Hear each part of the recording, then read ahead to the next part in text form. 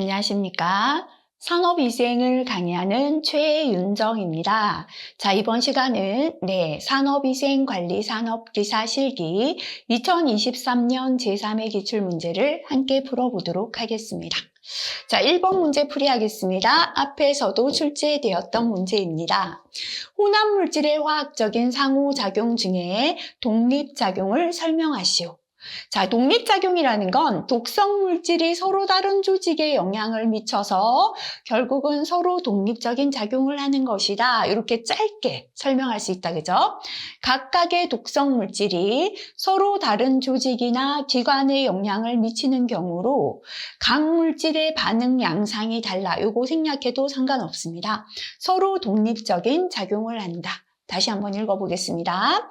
각각의 독성 물질이 서로 다른 조직이나 기관에 영향을 미치는 경우로 서로 독립적인 작용을 한다라고 설명하시면 되겠습니다.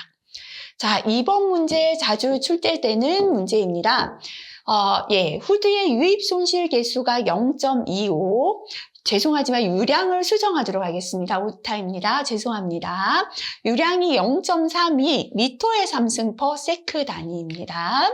후드 직경이 6.6cm인 원형 후드의 정압을 계산하라 라는 문제가 되겠습니다. 정압이다. 그죠? SPH를 계산하라 라는 문제가 되겠습니다. 자, 그렇다면 후드의 정압을 계산하는 공식부터 우리가 적어보겠습니다. 후드의 정압은 속도압 VP 곱하기 1 플러스 유입 손실 개수입니다. 자, 지금 문제에서 유입 손실 개수는 주어졌는데요. 동압이 주어지지 않았죠? 그래서 우리가 동압 VP를 계산하는 공식 적어볼게요. 2G분의 RV 제곱이 되어야 합니다. 근데 속도 V도 주어지지 않았죠? 대신에 유량과 직경이 주어졌기 때문에 자, V를 계산하는 공식 유량 Q는 하시고요. AV죠. 근데 60을 곱할까 말까를 생각하겠습니다. V의 단위가 미터 퍼 세크이고요. 현재 문제에서는 Q의 단위를 미터의 3승 퍼 세크 단위로 줬죠. 둘 다 초의 단위니까 60은 곱할 필요가 없겠죠. V는 하면 A분의 Q가 됩니다. 자, A 바로 대입할게요. 직경이 주어졌기 때문에 4분의 8D 제곱이죠. 센티미터니까요. 하나, 둘 앞으로 가야죠. 그죠? 0.066m가 됩니다. 0.066의 제곱분의, 그죠? Q는 미터의 3승 per 세크 단위 그대로 0.32 대입하면 되겠습니다. 계산하니까요. 93.53의 단위는 미터 per 세크가 되겠죠. 자, 이제 V를 계산했기 때문에 VP 계산하겠습니다. 2 곱하기 9.8분의 주어지지 않았을 때는 21도씨 1기압이 산업환기의 표준 상태죠. 그때 공기의 비중 1.2 곱하기 계산한 속도가 93.53이죠. 그죠? 요거 제곱하면 되겠습니다. 계산하니까 VP가 535.58mmH2O가 나왔습니다. 자, 그럼 이제 정압을 계산하면 되겠죠? 후드의 정압은 VP죠. 그죠? 535.58 곱하기 1 플러스, 그죠? 주어진 유입 손실 개수 0.25. 요거를 계산해 주면 되겠습니다. 계산하니까 669.48mmH2O가 답이 되겠습니다. 자, 3번 문제로 넘어가겠습니다. 작업장 크기가 3 곱하기 8 곱하기 3m인 사무실의 환기를 위하여 직경 20cm의 계구부를 통하여 2.5m/s의 유속으로 공기를 공급하고 있습니다. 작업장의 공기 교환 횟수를 계산하라. ACH를 계산하라는 문제인데요. 지금 주어진 조건을 보니까 작업장의 부피, 최적, 그죠? 미터 3승을 계산할 수가 있다. 그죠? 그리고 직경 20cm의 계구부를 통해 유속이 주어졌기 때문에 환기량 미터 3승 per minute를 계산할 수 있죠. 그래서 요거 조금 혼동될까봐 앞에 하나 식을 추가했습니다. ACH는 실내 최적 미터 3승분의 실내 환기량 미터 3승 per minute. 그죠? 요 식을 이용했습니다. 근데 곱하기 60은 할까 말까 생각해 볼게요. 자, 지금 여기서는 뭡니까? 실내 환기량의 단위가 미터 3승/, 미니트인데 밑에 공기 교환 횟수는 시간당이기 때문에 곱하기 60을 곱해줘야겠죠. 그죠? 자, 그러면 일단 실내 최적은 3 곱하기 8 곱하기 3 대입하면 되고요. Q를 계산해 보겠습니다. Q는 A 곱하기 V인데 단위 생각할게요. 속도의 단위는 미터 퍼 세컨드인데 직경의 단위는 우리가 미터 3승 퍼 미니트를 이용한다. 그죠? 이걸 대입하죠. 자, 그러니까 미니트와 세컨 다르니까 60을 곱해주자. 그죠? 60 곱하기 직경이 주어졌을 때 면적은요 4분의 파이 d 제곱이죠. 4분의 파이 곱하기 직경이 20cm니까 0.2m의 제곱 곱하기 V다. 그죠?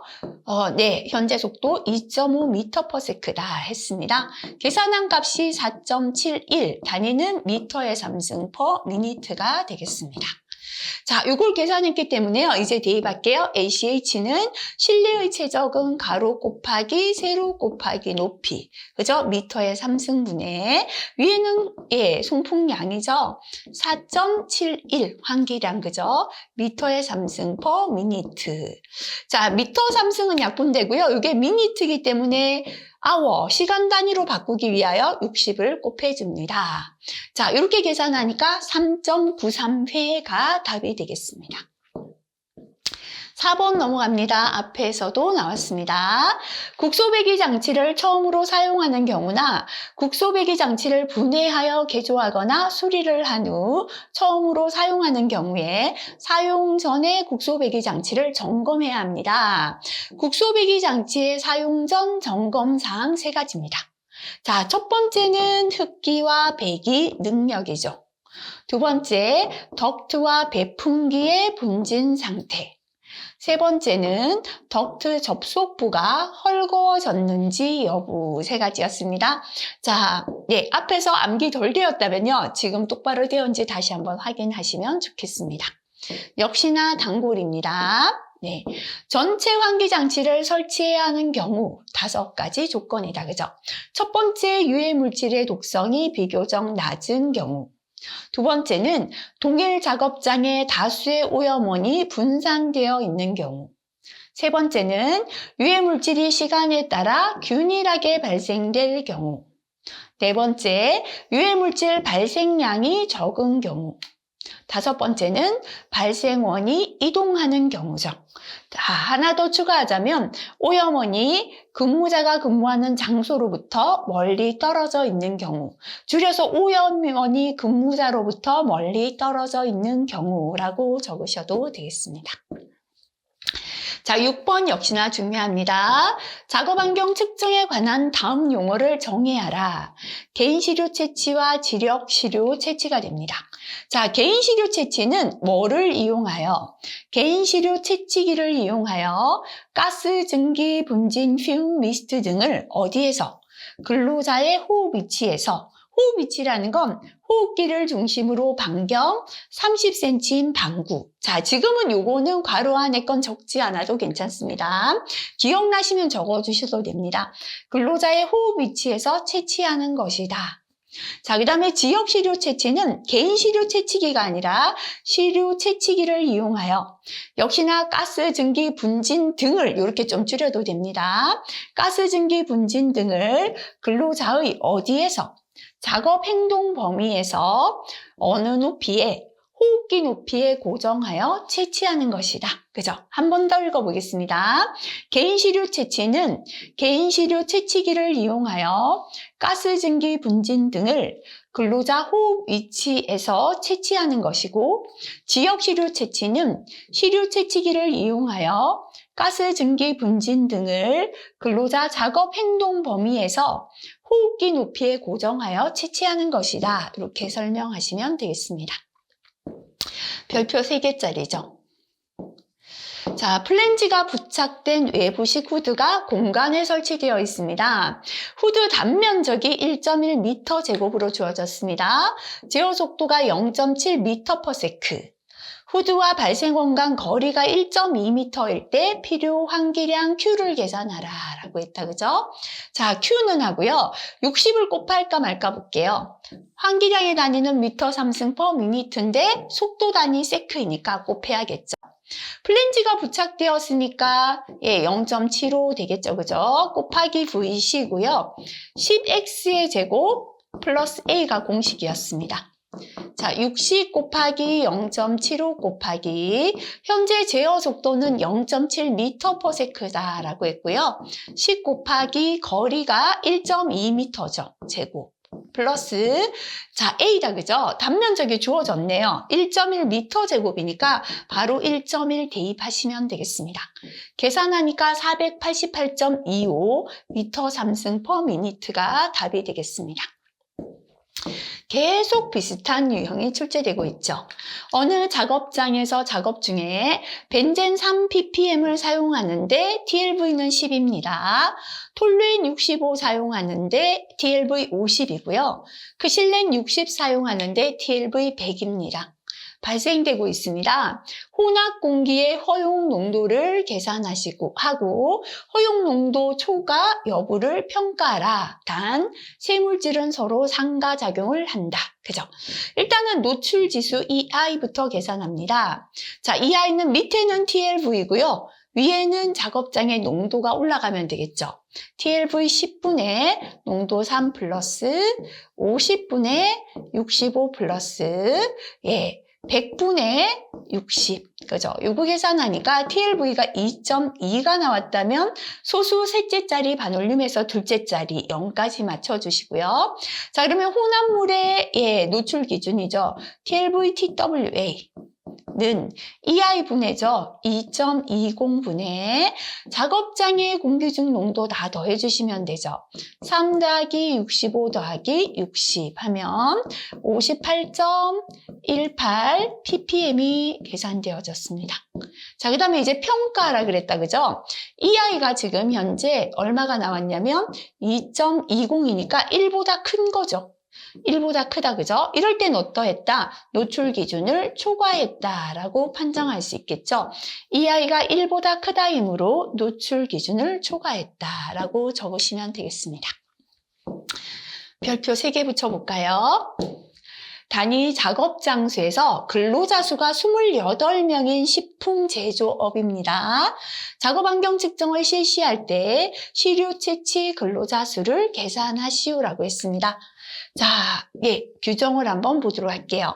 시료 채취 근로자 수는 단위 작업 장소에서 최고 노출 근로자 2명 이상에 대하여 동시에 개인 시료 채취 방법으로 측정하되 단위 작업 장소의 근로자가 1명인 경우에는 그러하지 아니하고 동일 작업 근로자 수가 10명을 초과하는 경우에는 매 5명당 1명 이상 추가하여 측정해야 합니다. 다만 동일 작업 근로자 수가 100명을 초과할 때는 최대 시료 채취 근로자 수를 20명으로 조정한다. 암기해야 되죠. 그죠? 지역 시료 채취 방법으로 측정을 할 때 단위 작업 장소에서 2개 이상 지점에 대하여 동시에 측정해야 하고 다만 단위 작업 장소 넓이가 50평방미터 이상일 때는 매 30평방미터마다 1개 지점을 추가로 측정한다. 그죠? 자, 현재는요, 28명이니까 10명을 초과했다. 그죠? 그래서 10명까지, 우리가 10명까지가 몇 명이에요? 2명이죠. 그리고 10명을 초과할 때는 매 5명당 1명 추가죠. 그래서 11명에서 15명이 3명 되겠죠. 16명에서 20명 4명 됩니다. 21명에서 25명 5명 되고 26에서 30명이 6명 돼요. 현재는 28명이니까 여기에 해당되죠. 그러니까 6명이 되겠죠. 근로자 수가 28명이므로 시료 채취 근로자 수는 6명이 되겠습니다. 자, 역시나 자주 출제되는 문제입니다. 덕트의 직경이 주어졌고요. 중심성 반지름 R이 주어졌습니다. 유속이 15m/s이고 60도 곡간의 압력 손실을 계산하라 했습니다. 자, 우리가 곡간의 압력 손실 델타 P는 압력 손실 개수 곱하기 90도분의 각도였죠. 곱하기 속도압 VP가 공식이었다. 그죠? 자, 그럼 대입할게요. 압력 손실 개수를 구해야 되는데 주어진 건 직경과 반지름이 주어졌죠? 자, D분의 R을 계산할게요. 직경 20이고 반지름 40이니까 계산하면 2.0이죠. 자, 2.0일 때 압력 손실 개수는 0.27 주어졌죠. 그래서 0.27 곱하기 90도분의 60도 곡간이다 라고 했고요. 곱하기 지금 속도압 VP가 주어지지 않았다. 그죠? 자, 대신에 덕트 내 유속이 주어졌습니다. 자, 유속과 공기 비중이 주어졌기 때문에요. 자, 주어진 값을 이용해서 VP를 계산해야겠죠. VP는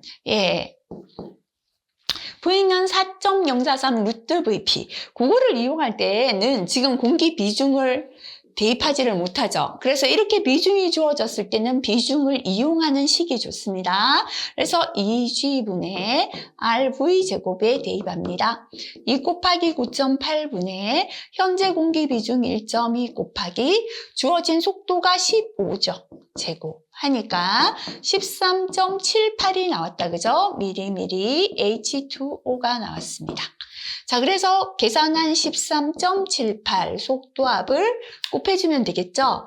2.48이 나오고요. 압력 손실의 단위 미리미리 H2O가 답이 되겠습니다. 자, 그 다음 넘어가겠습니다. 별표 3개 단골로 잘 나오죠, 그죠? 건구 온도가 26, 자연 습구 온도 18, 흡구 온도가 28도시인 실내다라고 했습니다. 작업장의 습구 흡구 온도 지수를 계산하라.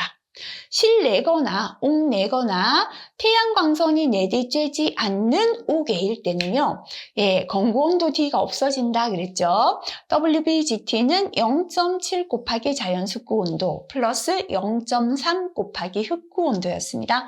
자, 그래서 0.7 곱하기 자연 습구 온도 18도씨, 0.3 곱하기 흡구 온도, 그죠? 28도씨 하면 21도씨가 답이 되겠습니다. 역시나 중요한 내용이죠. 그죠? 먼지의 가상 직경 중에서 공기역학적 직경을 설명하라. 자, 가상 공기는 그랬죠? 공기역학적 직경은 밀도가 1 구형이며 질량 중위는 50% 입자 농도 이렇게 암기했죠. 공기는 밀도 1 구형이다. 그죠? 공기역학적 직경은 대상 입자와 침감 속도가 같고 밀도가 1g/cm 3승이며 구형인 먼지 직경으로 환산한 직경이다. 그죠? 다시 한번 읽어볼게요.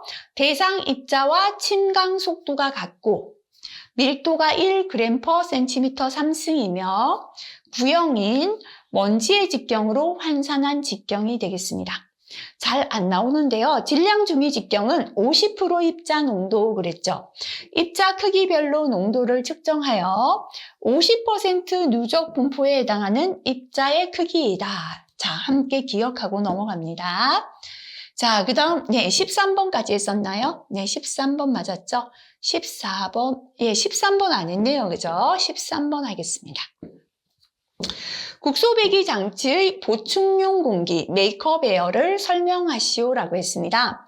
국소배기 장치가 효과적인 기능을 발휘하기 위하여 생략해도 괜찮습니다.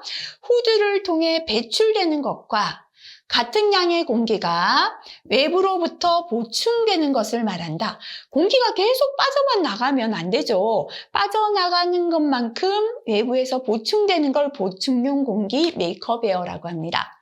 후드를 통해 배출되는 것과 같은 양의 공기가 외부로부터 보충되는 것을 말한다. 이렇게 설명하시면 되겠습니다.